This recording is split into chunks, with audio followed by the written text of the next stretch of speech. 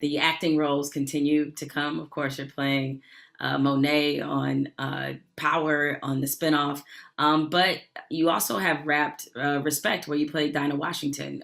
What did it mean for you? I know Aretha Franklin is somebody that you looked up to be a part of her biopic.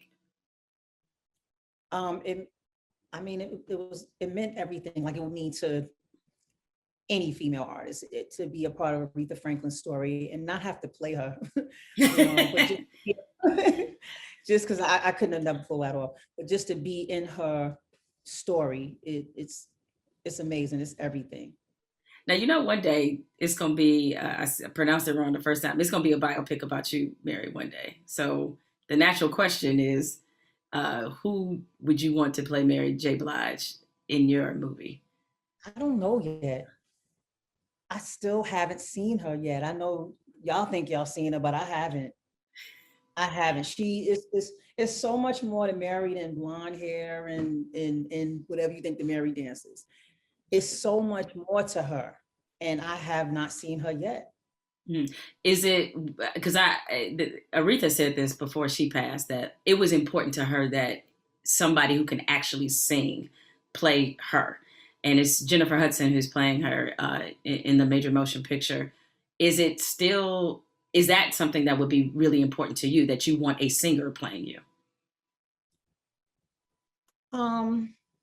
Yeah, that's one of the things, but that's not the most important thing to the person playing me. I haven't seen her yet though. I have to see her and be like, oh shit, that's her. And there's things in me that, how you could look at a person and be like, oh snap, like she reminds me of me. I haven't seen anybody that reminds me of me on this planet yet. And I'm saying that like, it's honestly, this is not arrogant, just I haven't seen anybody that I could look in their eyes or just glance at them and be like, oh shoot, that's real. You said you considered yourself a vessel, but nevertheless, I would be here for another 2 hours if I listed all the things that you've accomplished. Are you able to accept the flowers? It's one thing to give the flowers to people, but are you able to accept them? Now I am. Now I yes, thank you. Thank you. Thank you in a big way. Not like, yeah, I deserve it. No, thank you. I do deserve it. I appreciate it. Thank you. Yeah. How did you get to that point where you really felt like I'm okay with people telling me I'm great and stepping into that greatness? Well, I had someone telling me that I wasn't anything. And I actually started to believe that. And once I fought through all of that, I just said, you know what, I'm not gonna let anybody, and that's a terrible feeling, to feel like you're not nothing, you're fat, you're ugly, you're this, you can't do this, you can't do that. And you actually start to believe it.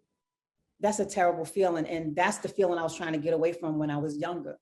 I don't want to feel like I can't, or I'm ugly, or whatever those things are. So I fought, and it takes a lot of courage to fight for who you are, who fight for your identity. So I fought for my identity. I fought for this freedom. I fought, and I'm still fighting every day, because there's a lot of people like, oh, she ain't this, she ain't that. Oh, fuck you. I am.